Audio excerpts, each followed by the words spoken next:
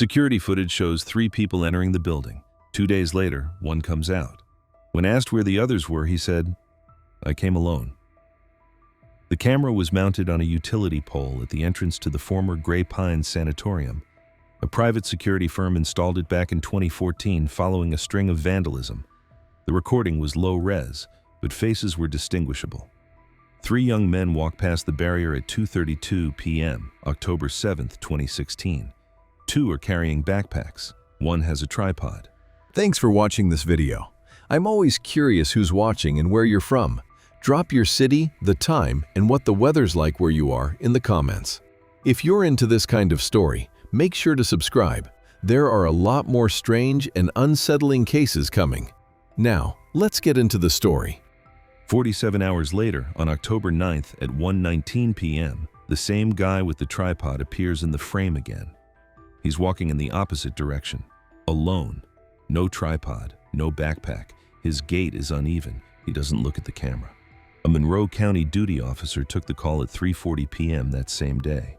A woman calling from a gas station 7 miles from the sanatorium reported a young man sitting in the parking lot.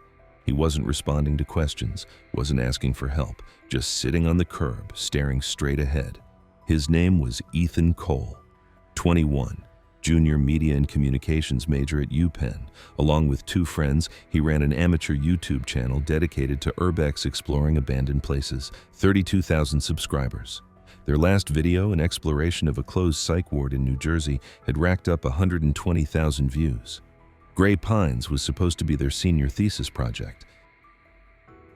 Officially, a documentary on the history of tuberculosis sanatoriums in the Appalachians. Unofficially, content for the channel. An abandoned building in the deep woods. Legends of patient deaths, partially collapsed floors, everything you need for a viral video. The other 2 on the trip were Marcus Reynolds, 22, and Jacob Wu, 20. Marcus handled editing and sound. Jacob was on camera. Ethan wrote the scripts and did the voiceovers. They'd been friends since freshman year, lived in the same dorm, rented the car together. A gray Chevrolet Malibu, later found on the shoulder of a dirt road 2 miles from the sanatorium. The car was unlocked, keys in the glove compartment. In the trunk, 3 sleeping bags, a box of energy bars, a case of water. On the back seat, 2 cameras in cases. 1 camera was on, battery dead, memory card missing. Ethan Cole was transported to the county hospital at 5:15 p.m. No physical injuries found. Blood work came back clean. Signs of moderate dehydration. Patient was conscious, but contact was difficult. The first coherent conversation took place the next morning. It was conducted by Detective David Morris, Missing Persons Unit.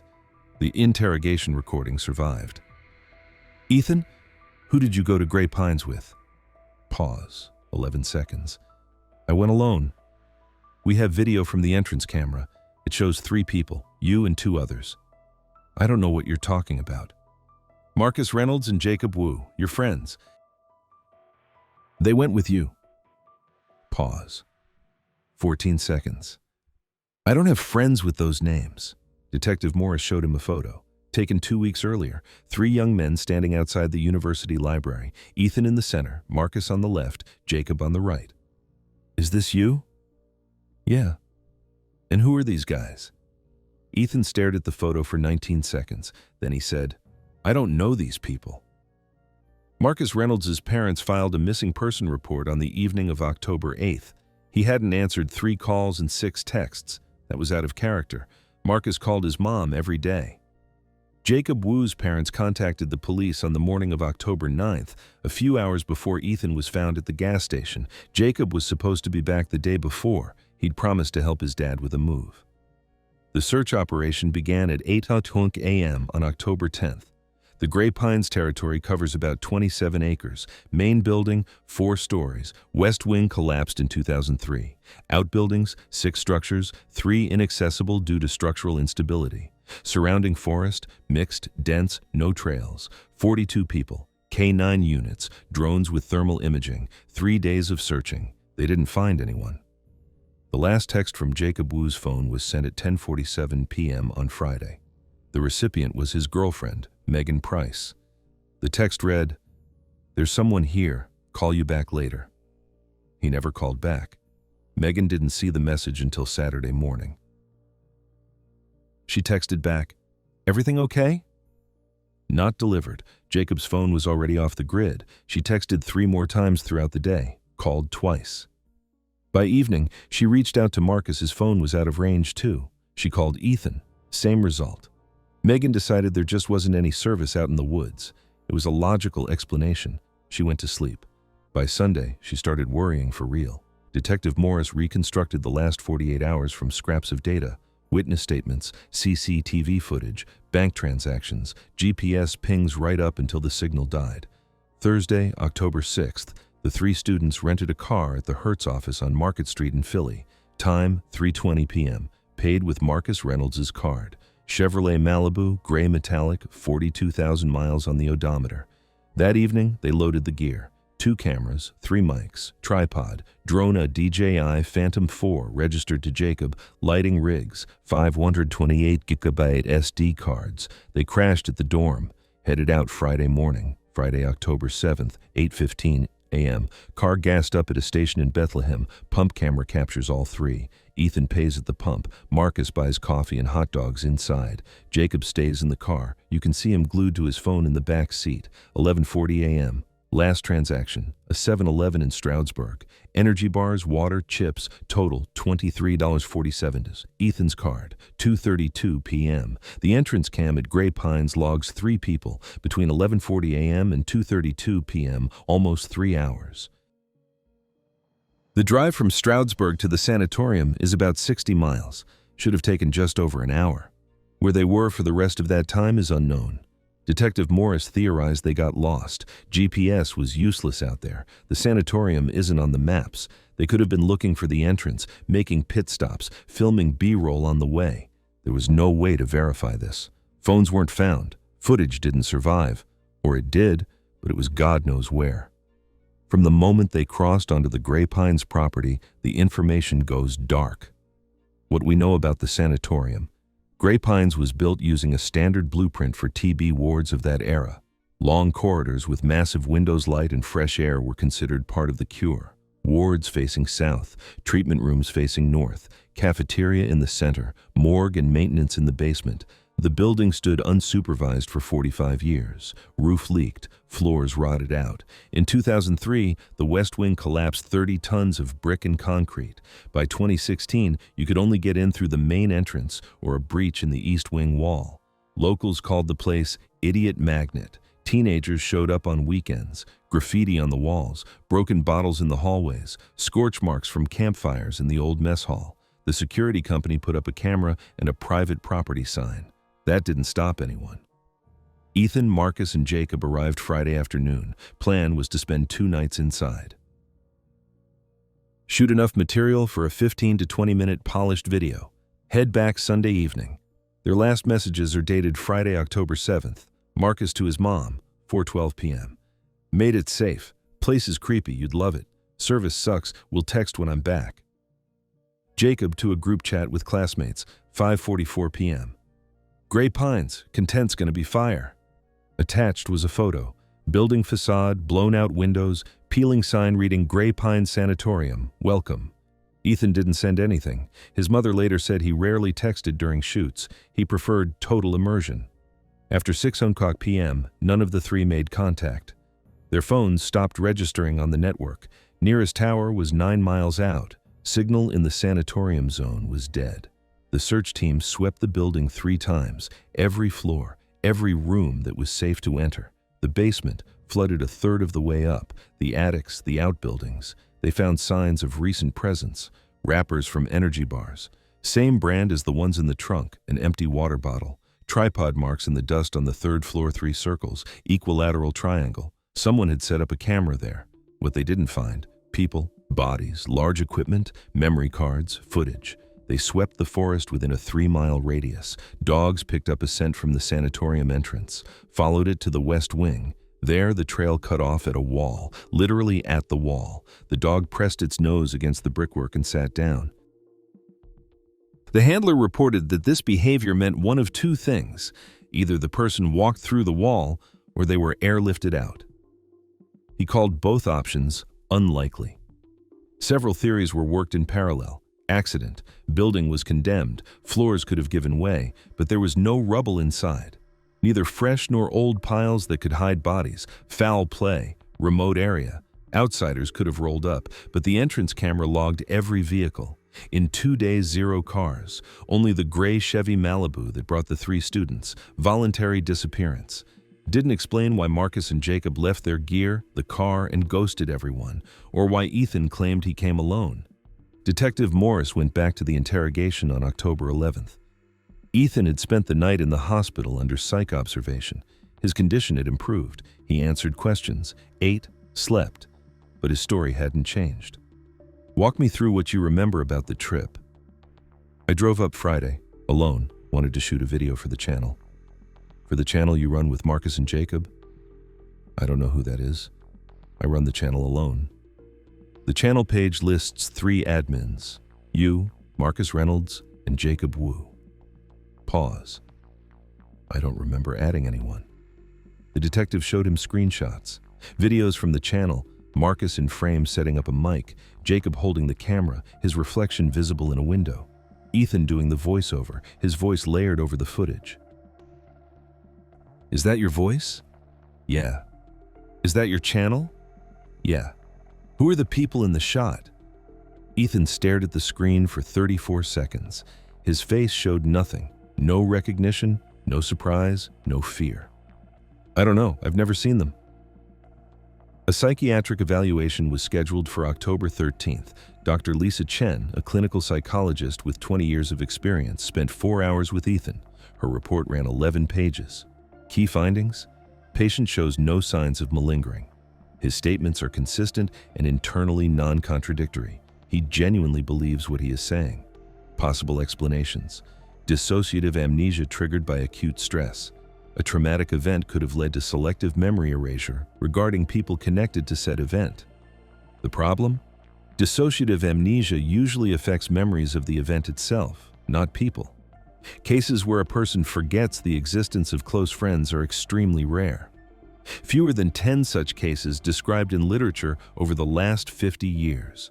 Alternative theory, fugue state, an altered state of consciousness where a person can perform complex actions without awareness.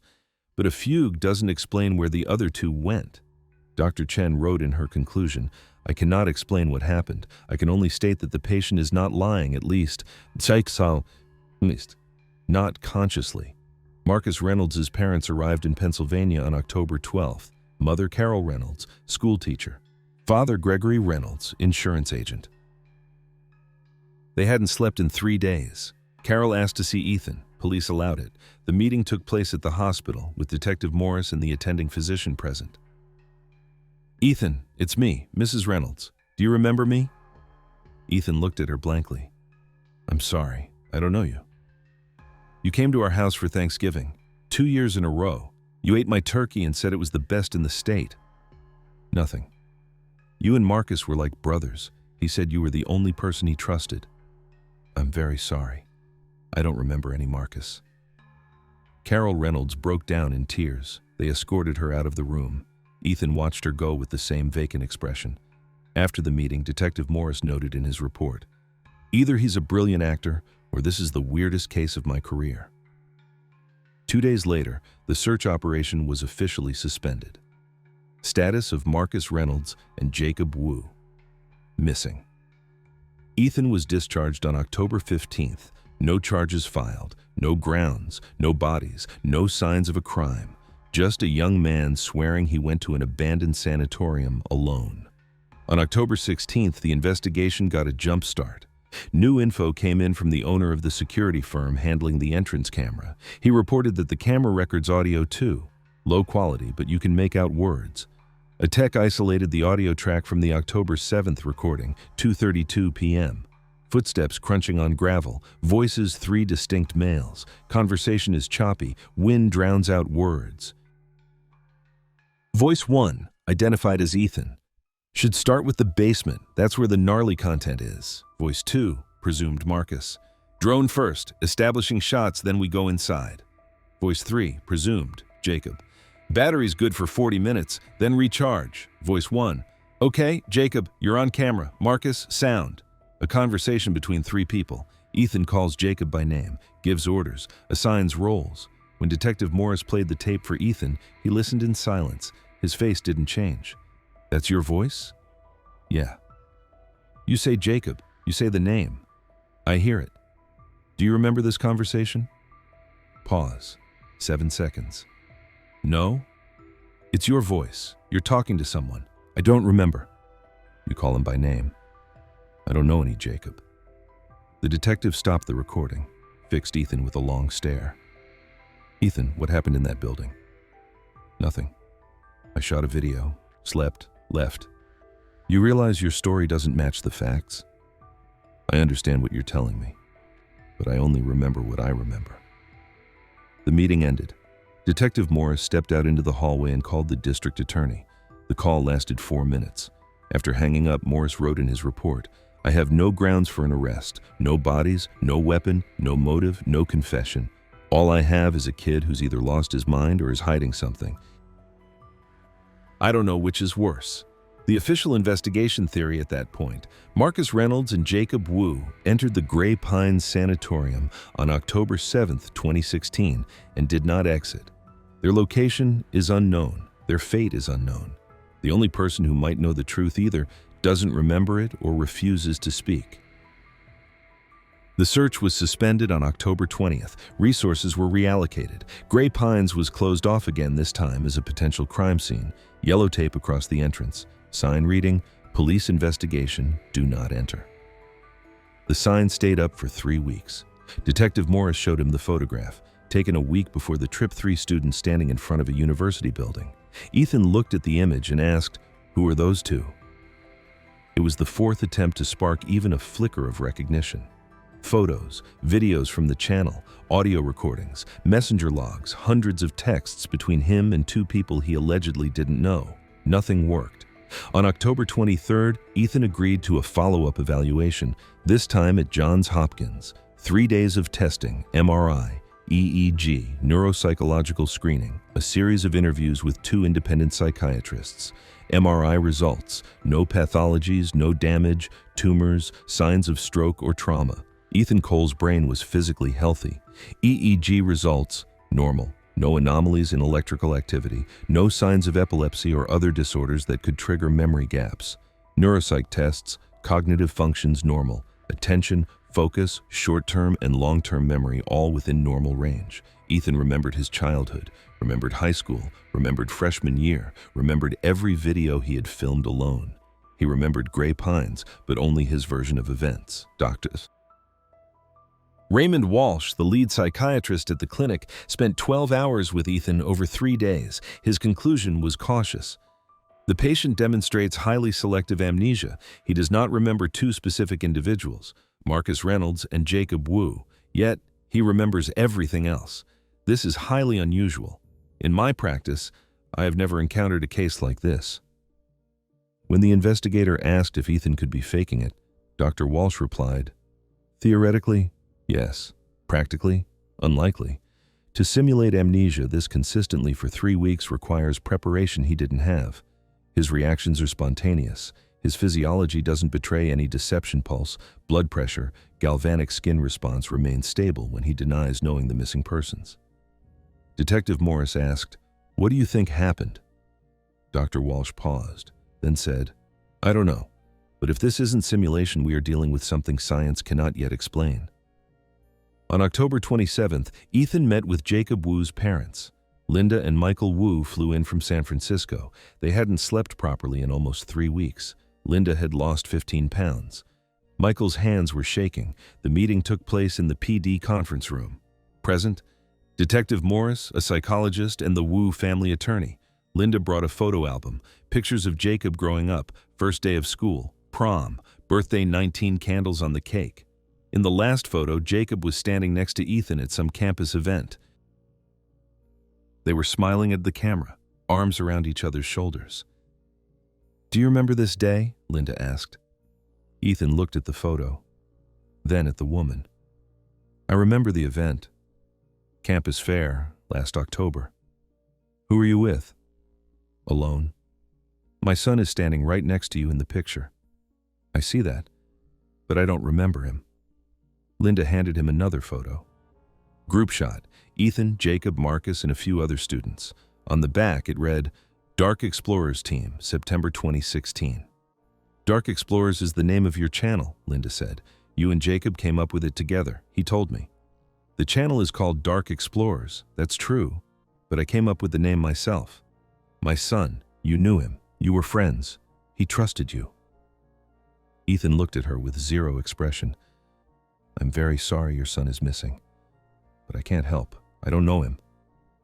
Linda Wu started crying. Her husband wrapped his arm around her. He hadn't said a word since the meeting started. He just stared at Ethan. Before leaving, Michael Wu walked up to Ethan, leaned in close, spoke quietly, barely audible on the recording device. I don't know what you did, but you did something, and you're going to answer for it. Ethan didn't break eye contact. I'm very sorry, he repeated. After the meeting, the Wu family's lawyer filed a motion to name Ethan Cole as a suspect. The filing cited obstruction of justice, possible suppression of evidence, possible involvement in the disappearance of 2 individuals. The district attorney reviewed the motion and denied it. Insufficient grounds, no bodies, no direct evidence, no witnesses to a crime. Psychiatric evaluation confirms the suspect is not malingering. We cannot charge a man for what he doesn't remember. The families hired a private investigator, former FBI, specialized in missing persons. He spent 4 days at Gray Pines, surveyed the building, interviewed locals, dug into the sanatorium's history. His report added a few details but provided no answers. Gray Pines Sanatorium wasn't closed due to a lack of patients. By 1971, TB wasn't a death sentence anymore. Antibiotics were doing the job. But the sanatorium closed abruptly, 3 months ahead of schedule. Official reason, administrative considerations. The PI found a mention of an investigation in the county archives. In March 1971, 4 patients complained of strange phenomena, voices, shadows in the hallways, a sense of a foreign presence. 3 were discharged at their families' requests. The 4th, a 62-year-old male, refused to leave. He was found dead in his ward a week later. Official cause of death, heart failure. After that, the sanatorium was shuttered. The PI noted in his report, I don't believe in ghosts, but something about this place is off. Can't explain what, just a feeling. On October 28th, 3 weeks after the disappearance, an event occurred that shifted the entire investigation. The search team returned to the sanatorium for a final sweep before the case was officially cold-cased. 4 people. Objective: collect and document any items that might be relevant to the investigation. On the 3rd floor, in room 312A, former 2-bed ward officer Rachel Thompson discovered an item that hadn't been there during previous searches. A memory card. SanDisk Extreme 128 gigabytes, lying on the floor against the wall under the window. They had tossed this room 4 times. The last time was 6 days ago. The memory card wasn't there. Officer Thompson wrote in her report, I'm certain I checked that corner personally. It was empty. The card couldn't have just appeared on its own. The card was transported to the county police lab. A tech connected it to an air-gapped computer. The card contained 23 video files totaling 42 gigabytes.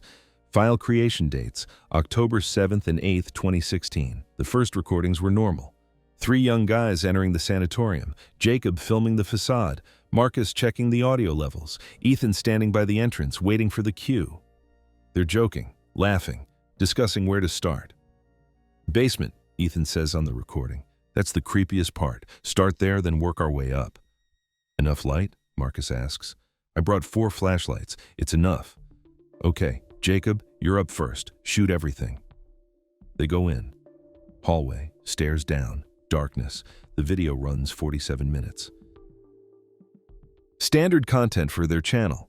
Dark rooms, flashlight beams, Ethan speaking off-camera reciting the history of the sanatorium, building the atmosphere, Marcus and Jacob in the frame, exploring the rooms.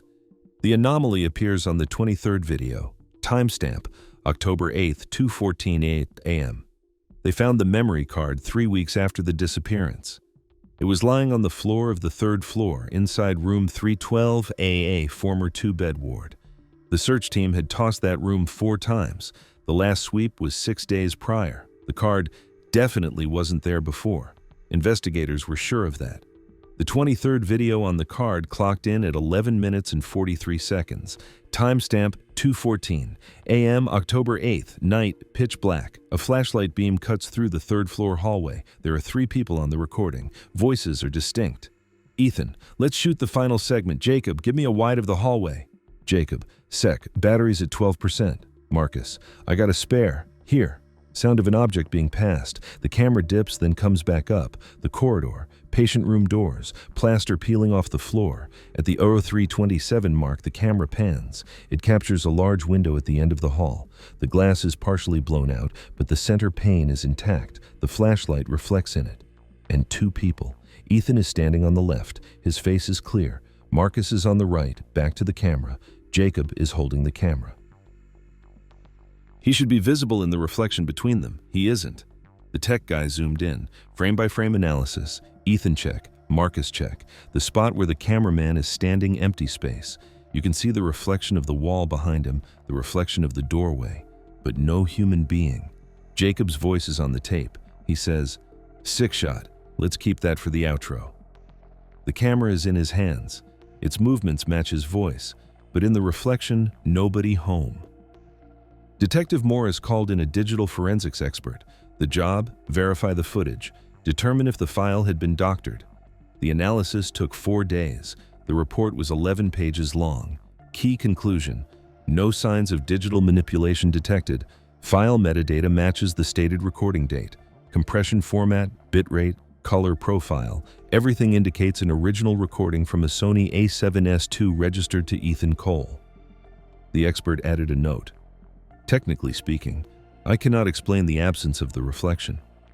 Given the camera angle and light source, the operator should be visible. This wasn't the only video with an anomaly.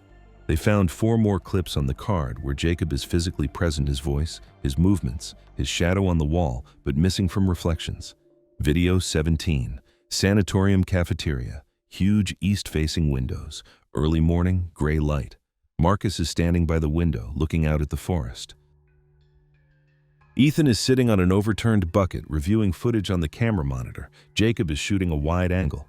In the window glass, you can see Marcus and Ethan. Behind them, a wall covered in graffiti.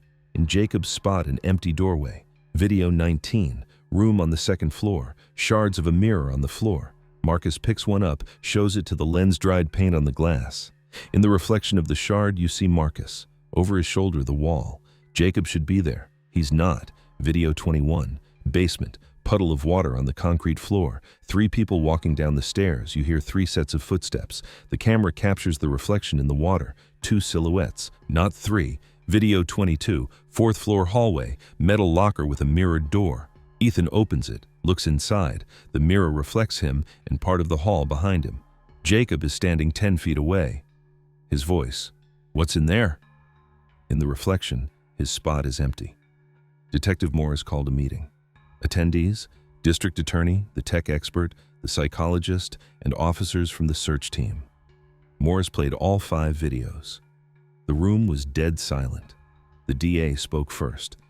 "It's a montage. Someone edited the tapes." "Forensics says otherwise," Morris replied. "Then the expert is wrong." 3 independent checks. Same result. The files are untouched. People don't just vanish from mirrors. I know. The psychologist Dr. Chen, the same one who evaluated Ethan, asked to speak. "There's a coincidence here that bothers me. Ethan doesn't remember Jacob and Marcus. In the videos, Jacob has no reflection. It's as if his memory and the recordings are showing the same thing, that this person wasn't there." "But he was," Morris said. "We hear his voice. We see his shadow. He has a family, documents, a life history. I'm not saying he didn't exist. I'm saying something erased him from Ethan's memory and from the reflections, like his presence was incomplete." Silence. The DA stood up. "I'm not putting metaphysical speculation into the case files. We have 2 missing kids and a witness with amnesia. Everything else is a technical artifact that will find an explanation." The meeting ended. They never found an explanation. Jacob's parents insisted on an independent analysis of the video. They hired a specialist from Los Angeles, Neil Berman, 20 years in the film industry, VFX expert, consultant for the FBI on video tampering cases. Berman spent a week with the material. His conclusion differed from the previous ones by only one detail. I agree, the files were not edited post factum. However, I noticed an anomaly my colleagues missed. On video number 23, timestamp 0738, the camera pans sharply to the left. At that moment, for a fraction of a second, a section of wall with a mirror comes into frame. The mirror is small, hanging crooked, partially smashed. But in the intact corner, there is a reflection. Berman attached a frame-by-frame breakdown. Frame 1, motion blur. Frame 2, wall, edge of mirror. Frame 3, inside the mirror, a silhouette. Frame 4, camera has already looked away. Frame 3 lasted 42 milliseconds, less than the blink of an eye. The silhouette was blurry, but Berman blew up the image and applied filters. There was a person in the reflection, but it wasn't Jacob. The silhouette was taller, broader in the shoulders. The outlines were indistinct, like the figure was moving during the exposure. No face visible, just a dark shape against a gray wall. Berman wrote, "I cannot identify this individual, but I can say with certainty that it is not Jacob Wu, nor is it either of the 3 students. There was a 4th person in the building." Detective Morris read the conclusion 3 times, then he called Berman. "You sure?" "As sure as I can be with that image quality." "Who could it be?" "No clue, but he was there, same hallway, same time." "Why isn't he in other frames?" "Don't know, maybe he was hiding. Maybe the camera just didn't catch him. 42 milliseconds, that's pure luck. If the operator panned a second later, we wouldn't have seen him at all."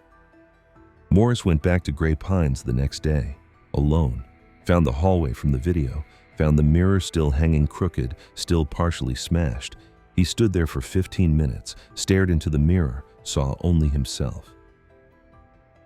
When he got back to his car, he wrote in his notebook, "Who was the 4th?" There was no answer. The investigator closed the case on November 14, 2016. The official ruling, unable to determine circumstances of disappearance due to absence of bodies and contradictory testimony from the sole witness. Marcus Reynolds and Jacob Wu remained listed as missing persons. Their bodies were never found. Not in the sanatorium, not in the surrounding woods, not anywhere else. Detective Morris put in his papers to leave the force 3 months after the case was closed. In an interview with a local paper, he said, "There are cases that keep you up at night. This is one of them. I couldn't find the answers. Maybe there aren't any." The reflection anomaly was never explained. Technical experts offered theories: sensor defects, lighting quirks, angles of incidents creating optical illusions.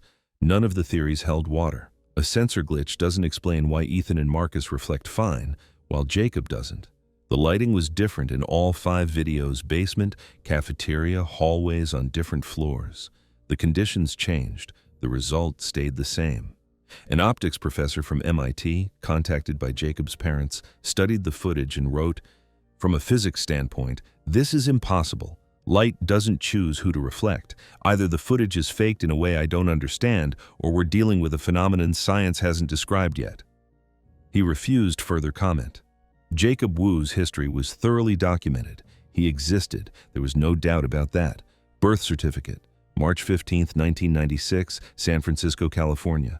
Parents, Michael and Linda Wu, younger of 2 sons. School records, report cards, awards for science fairs. Yearbook photos every year, from 1st grade to graduation. University transcripts, enrollment in the Media and Communications program. Grades, projects, professors' evaluations, hundreds of photos, home videos, voice recordings, chat logs with friends and relatives. Jacob Wu was a real person. He had a life, a family, plans for the future.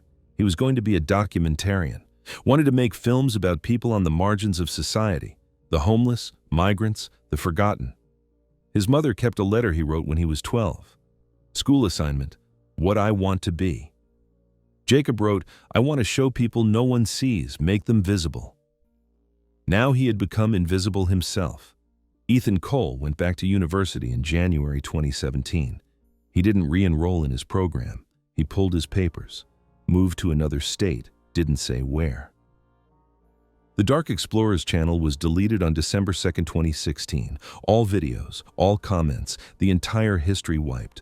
Who deleted the channel, Ethan or someone else, remained unknown. The channel had 3 admins. 2 were missing. The third claimed he never knew them. The families continued the search on their own. Private investigators, mediums, paranormal experts. No one found anything new. In 2018, Carol Reynolds, Marcus's mother, gave an interview on a Cold Case podcast. She spoke for 40 minutes. Toward the end, she was asked, "Do you believe you'll ever know the truth?" "No, but I won't stop looking. It's the only thing I can do for my son." "What do you think about Ethan Cole?" Long pause. "I don't know what to think. If he's guilty, why no remorse? If he's innocent, why doesn't he remember my boy?" I looked into his eyes. There was no lie there.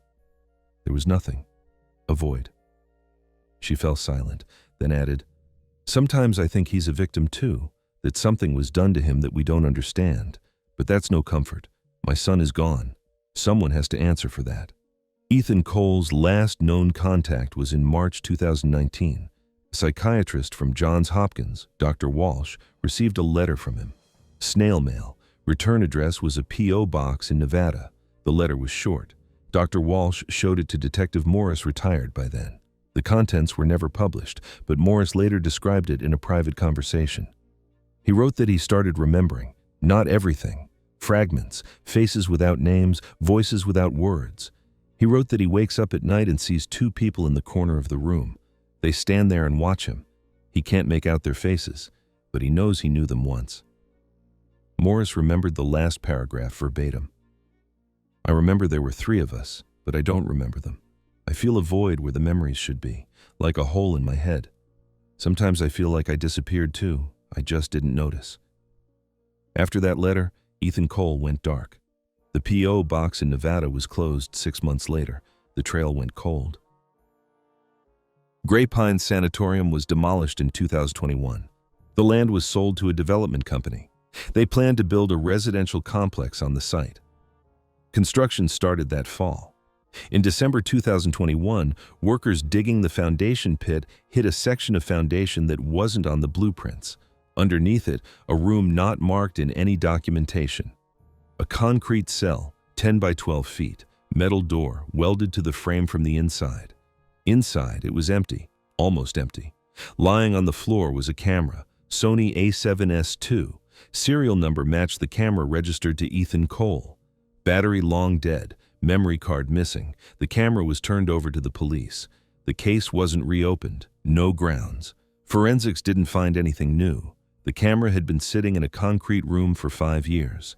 How it got there remained unknown. Marcus Reynolds and Jacob Wu were officially declared dead in 2023, 7 years since the disappearance, the legal threshold for presumption of death in absentia. Their names are engraved on a memorial plaque at the University of Pennsylvania. Next to their names, dates of birth and one date of disappearance, October 2016. On the security footage, 3 people enter the building. 2 days later, 1 comes out. Where the other 2 went is unknown. Why the sole survivor doesn't remember their existence is inexplicable. What happened at Gray Pines is a question that remains unanswered. Who the 4th silhouette in the mirror was is a question no one asks anymore. Case closed.